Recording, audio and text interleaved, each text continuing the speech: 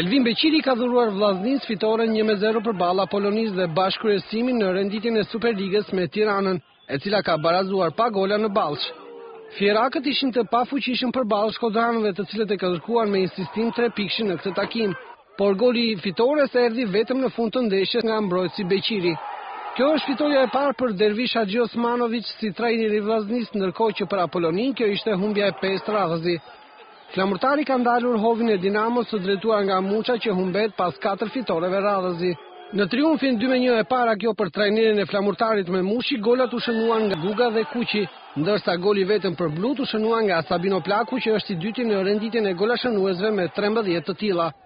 Shkumbini ka barazuar 2-2 në derbin me Elbasanin, duke i zhytur verdë blut në krizë të plot, pasi skuadra e Sedinit është shumë pranë zonës play-out. Për Elbasanasit shënoi Fjodor Xhafa, ndërsa golat e Shkumbinit mbajnë për autor Norën dhe Dervishin. Lushnja e vendit të fundit ka mundur 1-0 Teutën në Nikodovana, duke u kthyer në skuadra surprizë javës së 24 të Superligës. Goli vetëm i myzeqarëve u shënua nga Abu Beqi në pjesën e dytë të takimit.